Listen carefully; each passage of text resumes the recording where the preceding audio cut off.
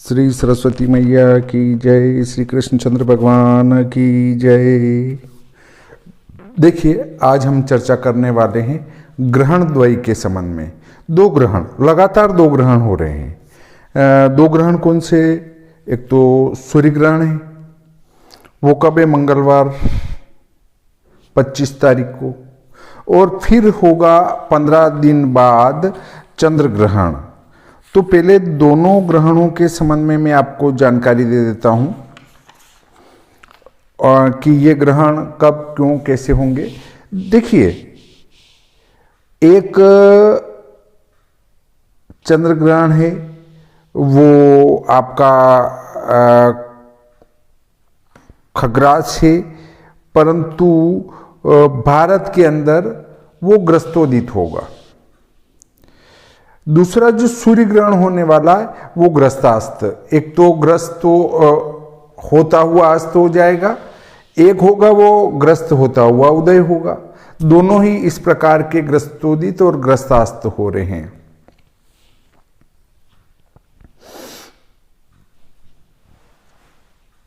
तो पहले मैं आपको ये जानकारी दे दूं कि अमावस्या को ग्रहण है। अमावस्या को ग्रहण लगेगा, पहले वो बता दूं। नीमच में इसका ग्रहण का प्रारंभ है 4:37, मोक्ष 5:52 है। उदयपुर 4:36, 5:56 है। जयपुर 4:32, 5:45 है। अजमेर 4:32, 5:50 है। कोटा 4:36, 5:46 है। गुना 4:39, 5:42 है। रतलाम 4:40, 5:42 है, 5:52 है। और इंदौर उज्जैन 4:42 पे इस पर से, 5:50 पे मोक्ष है। बांसवाड़ा 4:38, 5:55। भोपाल 4:42, 5:43। लखनऊ 4:37, 5:25। कानपुर 4:37, 5:28।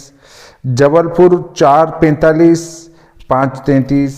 नागपुर 4:49, 5:39। बालोतरा 4:31, 6:1। बाड़मेर 6:30, 6:4। ब्यावर 4:32, 5:52। भिलवाड़ा 5:35, 5:52। ग्वालियर 4:36, 5:36। वाराणसी में 4:41 पर ग्रहण प्रारंभ होगा, मोक्ष होगा 5:18 पर। दिल्ली 4:29, 5:38।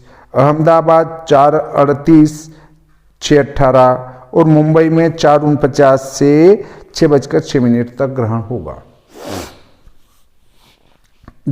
वहां का जो ग्रहण प्रारंभ का समय है उससे ठीक 12 घंटे पहले इसका सूतक लग जाएगा। अगर हम सबसे पहले वाराणसी को पकड़ें तो वहाँ 4:41 से ग्रहण प्रारंभ होगा और उसके बाद 4:30 से बाड़मेर में प्रारंभ होगा।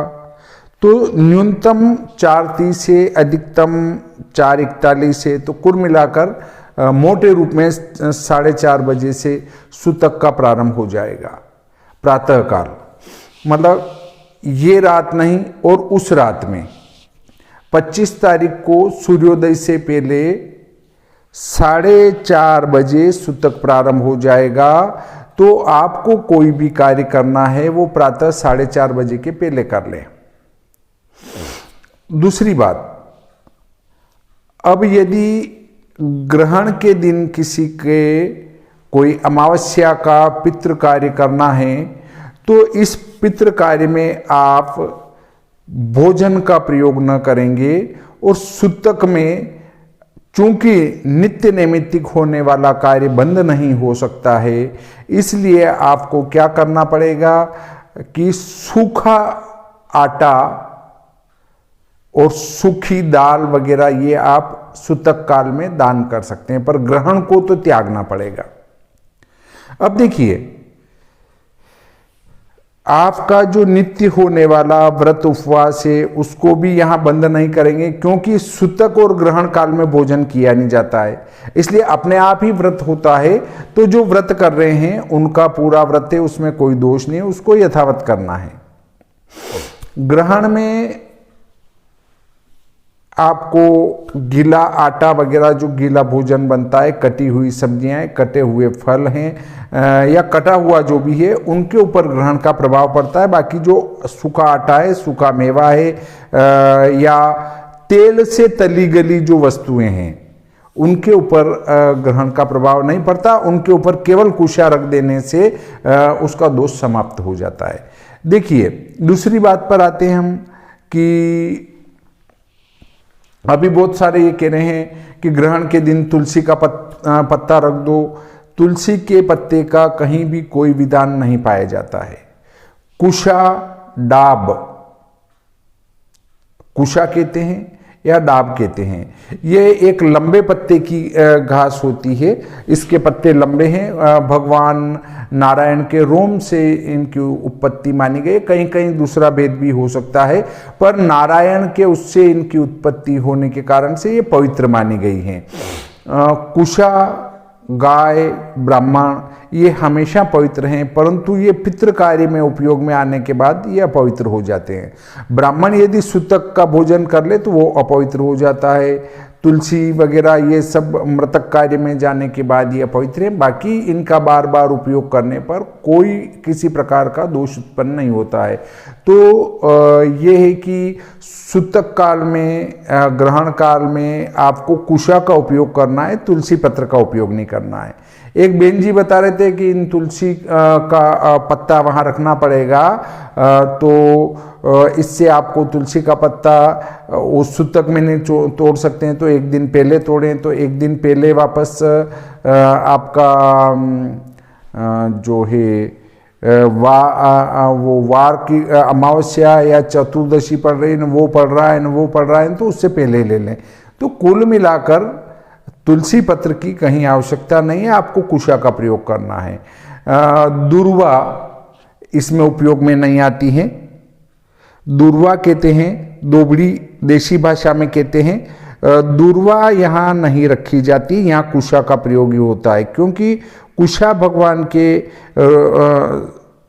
रोम से उत्पन्न है, इसलिए वो हमेशा पवित्र होती है। और वो अगर पवित्र है तो उसको रख देने पर ये तली गली वस्तुएं खराब नहीं होती है। जैसे अचार है, आपका पुड़ियाँ हैं, या तिल के जो निकाली हुई है, तेल में उबाल कर जो निकाली गई है, वे वस्तुएं अपवित्र नहीं होती है। उनके ऊपर कुशा रख दो बस। अब जैसे सूखा अनाज है, आटा वगैरह है, इन पर नहीं रखें तो भी चलेगा, क्योंकि अनाज अथाह भंडार भरा पड़ा है, उस पर फर्क नहीं पड़ेगा। पानी आपका स्टोर है, उसमें कुशा डाल दो आप, फर्क नहीं पड़ना है, तो उस पर ग्रहण का प्रभाव नहीं पड़ेगा। तो आपको जहाँ जहाँ लगे कि हमें यहाँ कुशा रख देना है, वहाँ कुशा रख दिया, आप कोई फर्क नहीं पड़ना। ऐसा ही चंद्र के उस ग्रहण में भी होगा। अब एक बात और आती है कि आपने करी कल स्थापना, कल मतलब दीपावली के दिन लक्ष्मी जी की स्थापना, अन्य अन्य देवताओं की स्थापना करी। अब स्थापना करने के बाद आप पूजा कर रहे हैं, तो आप उसके बाद अगर उनका विसर्जन नहीं करते हैं तो आपके 4:30 बजे, 4:45 बजे सूतक लग जाएगा। जैसे नीमच में 4:37 से सूतक लग जाएगा सुबह, तो उसके बाद आप उनका विसर्जन नहीं कर सकते। अब आप कहेंगे दीपक का क्या होगा? दीपक का कुछ भी नहीं होगा, उसके बाद देवता का स्पर्श वर्जित है। अगर आपका पूजा स्थान तो एक सेफ के अंदर है, जहां आप पर्दा लगा सकते हैं, आप फाटक लगा सकते हैं, परंतु जो आप पूजा करते हैं उनको तो बाहर बिठाते हैं, गेहूं के बनाते हैं, चावल के बनाते हैं, गणेश जी बनाते हैं, फिर नवग्रह देवता बनाते हैं, रुद्र कलश भी बिठाते हैं। अब रुद्र कलश में जल का भी उपयोग होता है। अब अगर उनका विसर्जन नहीं किया जाता है तो उनके ऊपर ग्रहण का प्रभाव पड़ेगा। अब ग्रहण का प्रभाव पड़ेगा तो क्या करना पड़ेगा? ग्रहण का प्रभाव पड़ेगा तो हमें उनका विसर्जन पूजा करते ही करना है। यदि पूजा करते ही विसर्जन नहीं करते हैं तो उस दिन पंडितों के अधिक पूजा होगी, तो वो अधिक पूजाएं निपटाकर आपके यहाँ विसर्जन करवाने के लिए कैसे उपस्थित होंगे, और नहीं करवाएंगे तो उसके बाद फिर आपको चोगड़िया भी तो देखना पड़ेगा। चोगड़िया कौन सा आ गया है? जैसे आपकी पूजा निपटती है, पुष्पांजलि होती है, पुष्पांजलि के बाद आप उनको भोग लगा के न पुष्पांजलि वगैरह सब निपटा दी जाती है। पुष्पांजलि कर दी, फिर भोग लगा दिया। भोग लगाने के बाद कौन सा चोगड़िया आया वो नहीं देखा जाता है। जैसे ही पूजा संपूर्ण होती है उसके बाद उनका विसर्जन करने में कोई दोष नहीं है। तो आप जैसे ही पूजा संपूर्ण होती है विसर्जन करवा दें, उस समय चोगड़िया नहीं देखना पड़ेगा। परंतु यदि फिर बाद में आप अच्छा चोगड़िया देख के विसर्जन करवाएंगे तो पंडित जी फिर आपको समय पर उपस्थित नहीं हो पाएंगे। या फिर ऐसा करें कि पंडित जी आप जो स्थापित हैं नीचे वाले, इनका विसर्जन कर दें। आप आपके फल फ्रूट और दक्षिणा लेते जाएं। बाकी जो ये स्थापित हैं इन का हम सिंह लग्न में रात्रि में विसर्जन कर देंगे, जो कि लगभग 2:45 से 3:30 के बीच में लगभग रहेगा। फिक्स टाइम में निमच का बता देता हूँ आपको कि हमारे निमच में क्या टाइम रहेगा। तो निमच में 24 तारीख की रात्रि में सिंह लग्न जो रहेगा वो 1:38 से 3:51 तक रहेगा। तो इस दरमियान जो है आप उनका विसर्जन फिर बाद में कर लें। अब जैसे किसी की अखंड ज्योत चलती है तो चलने दें, उसमें क्या दिक्कत है। हम जो विसर्जन करते हैं उसमें गणेश जी का नहीं करते हैं और लक्ष्मी जी का नहीं करते हैं, लाभ शुभ का नहीं करते हैं और रिद्धि सिद्धि माता का नहीं करते हैं। हम किनको वापस करते हैं? एक तो नवग्रह देवता, अधिदेवता, प्रतिधि देवता, 10 दिक्पाल और रुद्र देवता, इनको अपने अपने धाम पहुंचाते हैं। बाकी गणेश जी, रिद्धि सिद्धि माता, लाभ शुभ और लक्ष्मी माता को तो कहते हैं आप यहीं विराजे रहें। बाकी आवाहित देवता अपने अपने धाम पधारें। यान्तु देवगणाः सर्वे पूजा मादाय माम किम इष्ट काम समृद्ध्यर्थम पुनरागमनाय च, ये मंत्र बोलकर उनका विसर्जन करना है। यदि आप चाहें कि हम कर लेंगे तो इस मंत्र को 3 बार बोल के अक्षत छोड़ देना है। और पर पहले एक प्रार्थना करना न भूले कि हे लक्ष्मी माता, आप, हे गणपति महाराज, आप रिद्धि सिद्धि सहित और लाभ शुभ सहित आप सभी यहीं विराजें। बाकी जो इनको छोड़कर आवाहित देवता है वे अपने अपने धाम पधारें। और यदि कोई यंत्रस्थ देवता हो तो उनकी भी प्रार्थना करें। यदि आपके कोई स्थापित देवता घर के जो रोज पूजा होती है वे हैं तो उनका विसर्जन न करें। जो हमने बुलाए हैं आज उनका विसर्जन करना है। आप भी चाहें तो यान्तु देवगणा सर्वे पूजा मादाय माम किम इष्ट काम समृद्ध्यर्थम पुनरागमनाय च, ये बोलकर आप भी सिंह लग्न में उनका विसर्जन कर सकते हैं। तो आप कर दें और वो पंडित जी जाएं उस समय उनको फल फ्रूट दे देंगे। ये फल फ्रूट आप लेते पधारें और दक्षिणा भी आप लेते पधारें। तो इस प्रकार आप कार्य कर सकते हैं। परंतु जब आपका सिंह लग्न आए उस समय लक्ष्मी माता को उठाकर उनके स्थान पर स्थापित कर दें जहां आप वर्ष भर पूजा करते हैं, वहां स्थापित कर दें। सारे देवताओं को उठाकर वहां पे स्थापित कर दें। स्थापित करने के बाद में ज्योत जो हमारी चल रही थी उनके सामने वो भी वहां स्थापित कर दें। घी उसमें पर्याप्त भर दें ताकि दूसरे दिन तक चलता रहे। अपने को माता लक्ष्मी जी को छेड़ना नहीं है और न गणेश जी को छेड़ना है, रिद्धि सिद्धि माता को नहीं छेड़ना है, किसी को कोई डिस्टर्ब नहीं करना है। उनको अंदर बिठा दें और उनकी स्थिर जो ज्योत चलती है रात भर वो वहां रख दें। क्योंकि सूतक लगने के बाद आप ज्योत को भी नहीं छू पाएंगे, भगवान को नहीं छू पाएंगे और भगवान को खुले में भी नहीं रख पाएंगे। उनको पर्दा करना ही है या कपाट बंद करना ही है। इसलिए आपको विसर्जन साथ का साथ करना पड़ेगा। इसमें कोई दो शंका वाली बात नहीं आती है। इसी प्रकार से गृहस्थ ग्रस्तोदित चंद्र ग्रहण भी हमारे यहाँ होने वाला है, वो होगा 8 नवंबर को। 8 नवंबर को होगा तो जैसे ही हमारे यहाँ चंद्रोदय होगा ग्रहण प्रारंभ हो जाएगा और रात्रि में मोक्ष हो जाएगा। तो नीमच में 5:48 पर चंद्रोदय है, ग्रहण प्रारंभ है और इसका मोक्ष 6:19। उदयपुर 5:53 6:19, जयपुर 5:49 6:19, अजमेर 5:46 6:19, कोटा 5:43 6:19, गुना 5:38 6:19। मतलब ग्रहण का मोक्ष तो सभी जगह 6:19 पर होगा, परंतु इनका प्रारंभ काल चंद्रोदय के साथ है तो अलग अलग होगा।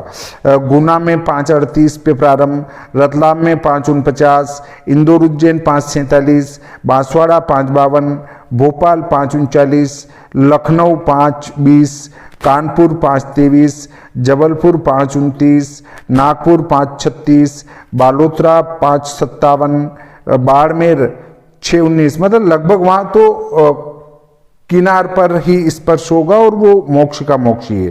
तो बालोतरा बाड़मेर में तो चंद्र ग्रहण के ऊपर विचार ही नहीं करना है, वहां ग्रहण अंगुल से भी कम होगा और या फिर केवल टच होके निकल जाएगा। तो बाड़मेर और बालोतरा इस जिले में आपको ग्रहण के संबंध में कुछ नहीं करना है। चंद्र ग्रहण के संबंध में 8 नवंबर को होने वाला चंद्र ग्रहण बाड़मेर वगैरह उधर पश्चिमी राजस्थान और गुजरात में प्रभावकारी नहीं होगा। ब्यावर में 5:48, भीलवाड़ा में 5:48, ग्वालियर 5:32, वाराणसी 5:14, दिल्ली 5:32 और अहमदाबाद 6 बजे से 6:19 तक, मुंबई 6:05 से प्रारंभ होगा। तो लगभग उधर गुजरात में और उधर तो अंगुल से अल्प ग्रहण होगा और जहां पर अंगुल से अल्प ग्रहण होता है वो किसी भी प्रकार से शास्त्रीय दृष्टि से स्वीकार्य नहीं है। तो उधर आपको विचार नहीं करना है, विचार किधर करना है, सिर्फ इधर मध्य प्रदेश में और मध्य और पूर्वी भारत में विचार करना है। तो आप ये समझ चुके होंगे कि ग्रहण है तो हमें क्या करना है। आपका नित्य नैमित्तिक कर्म जो चलता आ रहा है उसको करना है, दान पुण्य करना है। सूखा आटा आप दान कर सकते हैं, दाल दान कर सकते हैं, जो भी सूखा मेवा दान कर सकते हैं। तो ग्रहण में आपको सूखी वस्तु का दान करना है, परंतु अगर किसी का श्राद्ध आन पड़ा है उस दिन, किसी का आप एकोदिष्ट करते हैं या पार्वण श्राद्ध करते हैं तो आप ब्राह्मण को बुलाकर सूखा दान कर सकते हैं। गीला आप दान नहीं कर सकते, भोजन नहीं करा सकते हैं। अब देखिए ग्रहण प्रारंभ हो गया, प्रारंभ होने के बाद आप स्नान करें, स्नान करके आपका पूजन जप हवन आदि सब कर सकते हैं। अब ग्रहण मोक्ष होने के बाद आप स्नान करें और स्नान करने के बाद में आप अपना कार्य अगला करें। चंद्र ग्रहण में तो आपको कोई दिक्कत नहीं, क्योंकि सूर्यास्त पर ही आप सूर्योदय पर ही ग्रहण होगा, तो वो ग्रस्तो आपका चंद्रोदय पर ही ग्रहण होगा, सूर्योदय पर नहीं। चंद्र उदय होता हुआ ग्रस्त उदय होगा तो वो मोक्ष हो के आप उसका मोक्ष वाला बिंब का दर्शन कर लेंगे। परंतु सूर्य ग्रहण जो 25 अक्टूबर को होने वाला है उस का ग्रस्तास्त हो जाएगा, ग्रस्त होता हुआ ही वो अस्त हो जाएगा सूर्य नारायण भगवान। तो आपको मोक्ष के दर्शन करने आवश्यक हैं। ग्रहण मोक्ष होने के बाद जब बिंब दर्शन होगा तो ही माना जाएगा कि ग्रहण समाप्त हुआ। हाँ, अगर सूर्य नारायण का ग्रहण पूरा हो जाता है और बिंब साफ हो जाता तो हम कोई भी धार्मिक क्रिया कर सकते थे, परंतु अमावस्या को जब ग्रहण लगेगा दिन में तब से लगाकर पूरी रात ही ग्रहण माना जाएगा। इसलिए ग्रहण के मोक्ष होने पर भी आपको स्नान करके और मंदिर के कपाट नहीं खोलने हैं। हाँ, आप चाहें कि मैं शुद्ध स्नान कर लूं और कुछ कर लूं तो कर सकते हैं, वैसे भोजन नहीं करना चाहिए। बाल वृद्ध रोगी को छोड़कर भोजन करने का निषेध माना गया है। तो आप 4:30 बजे आपके मंदिर के कपाट बंद करेंगे, 25 तारीख को सुबह, जो 26 तारीख को सूर्य नारायण के दर्शन करने के बाद ही आप कपाट खोल सकेंगे। उससे पहले मंदिर के कपाट नहीं खोलना है, चाहे ग्रहण का मोक्ष क्यों न हो जाए। और दूसरा, भगवान को भी स्नान नहीं कराना है और भगवान से संबंधित कोई कार्य नहीं करना। उनके कपाट बंद मतलब बंद पड़े रहेंगे। समझ चुके होंगे आप। तो आपको इस संबंध में, ग्रहण के संबंध में शंका नहीं करना है। ग्रस्तास्थ होने के कारण से दूसरे दिन सूर्योदय होगा, उसके बाद ही कपाट खुलेंगे। कपाट सुबह जल्दी नहीं खुलेंगे, इस बात को ध्यान में रखें। और विसर्जन आपको पूजा के साथ ही करना है या फिर सिंह लग्न में करना है, इस बात को भी ध्यान में रखें। फिर भी यदि कोई शंका हो जाए तो कमेंट बॉक्स में कमेंट कर सकते हैं आप सभी को अग्रिम दीपावली, रूप चौदस, अन्नकूट, गोवर्धन पूजा, बलि पूजा, भाई दूज और संपूर्ण दीपावली के सारे दिवसों की हार्दिक शुभकामनाएं। इसी के साथ आज का ये प्रकरण यहीं समाप्त करते हैं। श्री सरस्वती मैया की जय, श्री कृष्णचंद्र भगवान की जय।